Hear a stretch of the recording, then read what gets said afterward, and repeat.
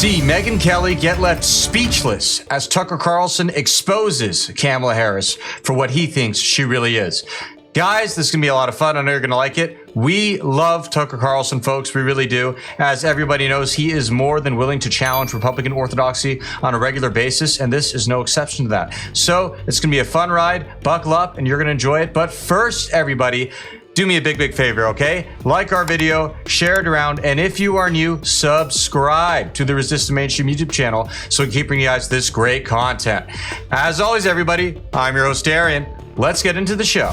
I've been saying she's a moron, which I do think she's a moron. I stand by that. But yes, when I watch these completely empty sound bites, I think it's because she's dumb and she doesn't know anything and she's incapable of doing anything more. And your words, blank slate, kind of come at it from a different way, that she's intentionally being vague all the time because that's what makes her saleable to her party bosses who have chosen her and who are trying to elevate her to advance their own agenda. In the case of Cheney and so many others, it is wars, the military-industrial complex. And that is a different way of looking at, I'll play the soundbite, we played it a couple days ago, but this one just is so perfect. It just encapsulates everything that I can't stand about how she answers questions. I'm going to look at this with a new pair of eyes, just blank slate as opposed to just utter moron. Let's watch it. Or maybe Kamala Harris may be both stupid, a dumb and unintelligent person, and a really good leader. Let's find out. How do we get here? You smell good, you look good. Oh, that's better than smelling bad. Thank you. I know. You smell great, you look great. Do you feel great? Kind. It has been a whirlwind for you. I feel good. You know, listen, we have 23 days as of today until the election, and I am in these streets traveling and talking with folks, and I am out here doing the work of earning then the vote so that we can get to the job of continuing to move forward. And for me, that is about pushing for an opportunity economy, which is about tapping into the ambitions and the aspirations of folks. I know the ambitions, the aspirations, the incredible work ethic that exists in our community. I know the dreams that exist, but not everyone has started out on the same base in terms of being able to realize their goals and their dreams. So my plan is to build what I call an opportunity economy, which means giving people an opportunity to actually achieve those ambitions, those goals, and those dreams. Wow, she really said a whole lot of nothing right there. You know, Kamala's comments on space travel were probably more insightful than that. And that's really saying something. They strapped in to their seats and waited as the tanks beneath them filled with tens of thousands of gallons of fuel. And then they launched. Yeah, they did. Yeah, they launched. Don't you just love her laugh? It's just so charming. I can't help myself. Achieve those ambitions, those goals, and those dreams. She said nothing. Yeah, which isn't easy, by the way. It's not easy to say nothing. It's not easy to be Kamala Harris. It's not easy. Everything about her, from her first name, which she's pronounced various different ways. She doesn't pronounce her own first name consistently, to her accent, which is, of course, an affect. She grew up in Canada. She's Canadian. She went to high school in Montreal, Canada. She didn't grow up in Baltimore. That's a completely fake accent, daughter of college professors. To everything that she believes, which is essentially nothing.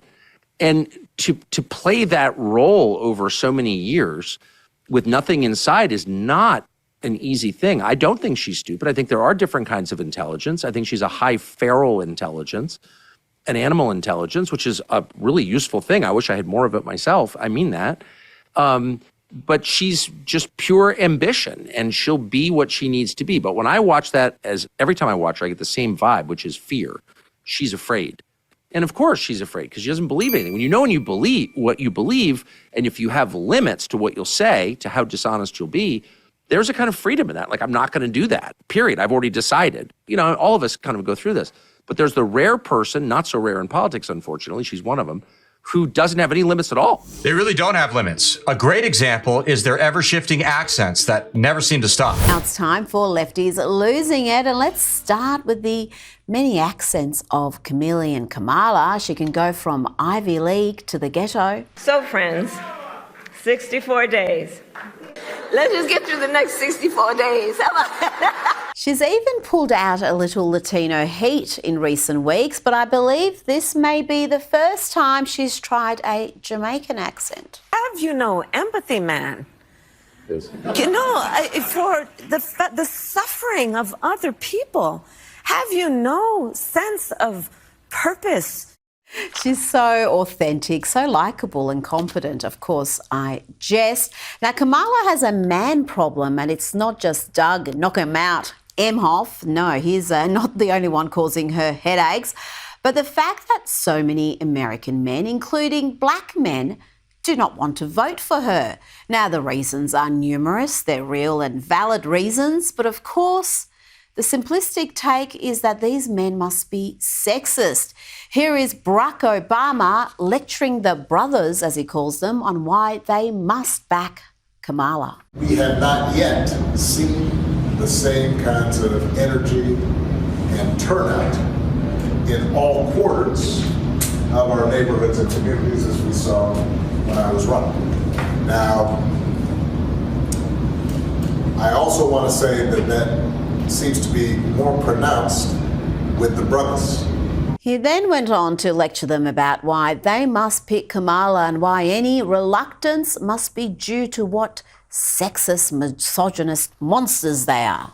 You just aren't feeling the idea of having a woman as president. And you're coming up with other alternatives and other reasons for that. And so now you're thinking about sitting out or even supporting somebody who has a history of denigrating you? Have you no empathy, Mon? It's Mon, by the way, Kamala Harris, not man. Anyways, you get the point. Kamala does this, Obama does it, AOC does it, Hillary's done it. All of them put on this fake little accent front whenever they're talking to certain people. It's really kind of weird, honestly. Like whatever it takes, whatever I have to say, whatever I have to pretend to believe I will. And again, that's a skill. And that's how she leveraged a career with no achievement at all, no obvious skills of any kind, to the place where she could be president of the United States. Like, try that at home. That's hard. So I do give her credit for that. I think it's been a really difficult, super unpleasant, joyless journey with no real personal relationships, a husband who she kisses with a mask on. Like, imagine living that life. Seriously. I can't imagine anything worse than that. That's the least of the problems with the husband. I mean, the husband's got serious issues, which honestly, it's driving me insane. Can I ask you what you... With that being said, guys, thank you so much for tuning in. We really appreciate it. As always, do us a big, big favor. Comment below. Let us know what you liked about the clip, what kind of stuff you want to see in the future, and we'll see you guys again soon. Thanks, and God bless.